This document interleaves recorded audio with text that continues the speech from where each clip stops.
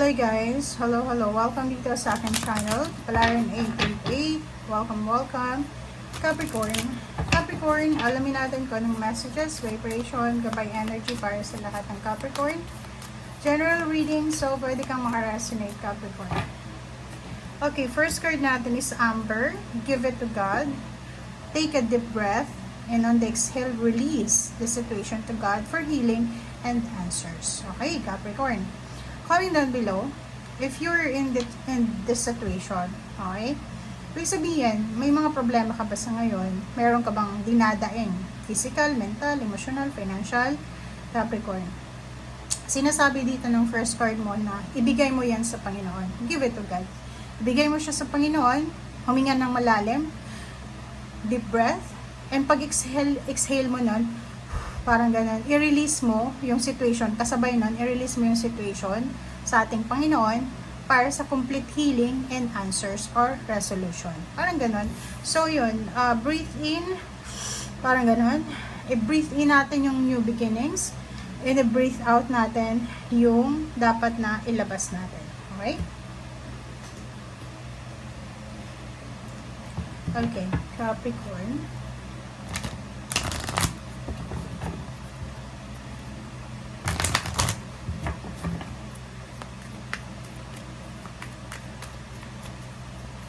And habang ako ay nagbabalasa nito, parang nakita ko yung number 1001.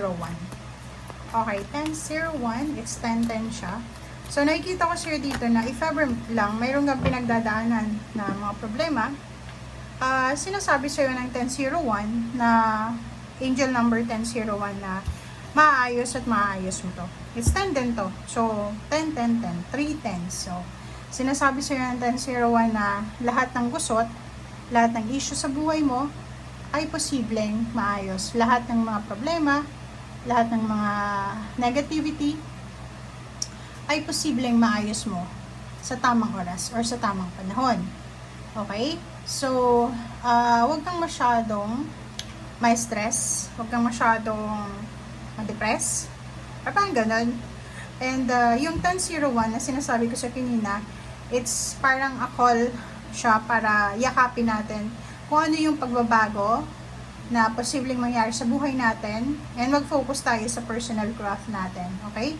And take this one as an opportunity para mag-step out tayo sa ating comfort zone and mag-set tayo ng new goals, number 1. Okay?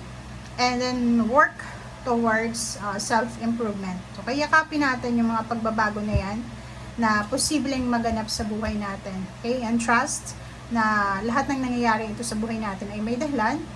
And magtiwala ka, have faith na lahat yung mga wishes mo, dreams ay posibleng ma-fulfill yan. Okay? Yung purpose mo sa buhay. Okay.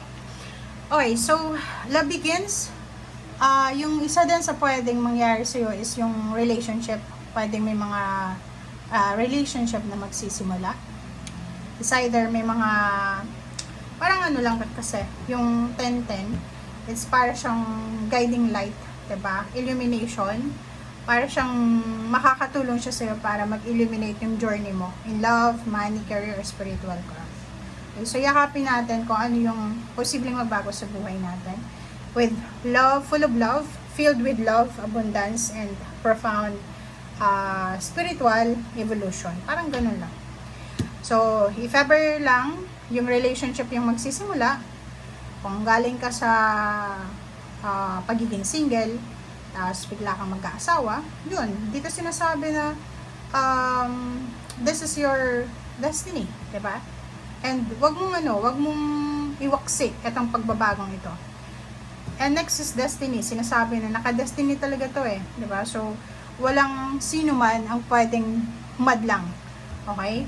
So, sinasabi sir dito, it's either partnership, kasal, new relationship, new business partnership, or anything. Dito sinasabi na ito yung spiritual path na papasukin mo in harmony siya with your soul's mission or purpose. So, huwag kang matakot. Ganun talaga. Walang puwang ang takot dito. Yun ang sinasabi sa'yo. Capricorn.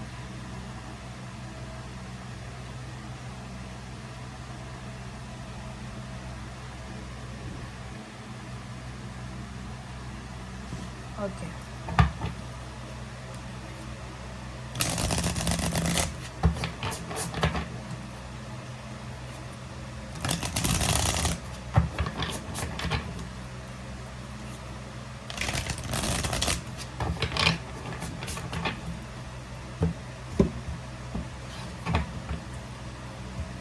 Okay, first card natin sa third deck natin is the Star. Yun na nga, diba?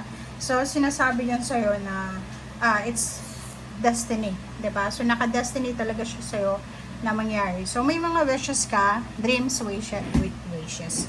Dreams, wishes, goals, and kung ano man yan, na posibleng magbigay motivation sa'yo sa buwan na to. So, nakikita ko yung strong will mo dito. Determination. Okay, sobrang kang driven. Okay, decision making. So, sinasabi dyan sa'yo na lumabas ka sa comfort zone mo. Kasi, doon sa comfort zone mo, siguro, mas relax ka, mas convenient yon. But if lalabas ka sa comfort zone mo, literal yan ha, kung palagi tayo nag-stay sa bahay natin, sa kwarto natin, hindi tayo lumalabas, hindi tayo nasisinaga ng araw, hindi tayo nakikipag halubilo, parang ganon. It's time na, Capricorn, para spread your wings or higher. Okay, Six of Cups. Nakikita ko sa'yo dito, pwedeng may mga relationship issues ka na kailangan ng tapusin. Pwedeng kailangan mong makipag-reconcile sa past mo. So, ibig sabihin yan, kailangan mong ayusin yung relationship issues mo in terms of money and then emotion. Kailangan mo siyang tapusin as soon as possible. And then, yun, sa celebration, so sinasabi ng baraha dito na kung ano man to na darating sa'yo, ano man ito na mag-i-illuminate sa buhay mo, nasa tamang direction ka. Or ibig sabihin yan, matagal na talaga yan na dapat dumating sa'yo. Ngayon lang siya dumating kasi ito yung perfect time para dyan. Okay? So, in terms of relationship, intimate relationship, kita ko dito na may mag-boyfriend, girlfriend na biglang mag-iisip sila na magpakasal. Or pwedeng, if you're in a relationship, may isang tao na posibleng maglalakas loob na sabihin sa'yo na may gusto siya sa'yo or gusto kanyang pakasalan or gusto niyang ibigay sa'yo yung perfect life, parang ganun. Okay? So, yun. So, kung makikita mo dito, sinasabi na lahat ng concerns mo sa buhay, ibigay mo sa Panginoon. Lahat ng stagnation, restrictions, imprisonment, and then i-welcome mo yung mga new beginnings, yung healing and answers na posibleng nakalaan para sa'yo. Okay, so thank you guys for watching and see you again. Bye!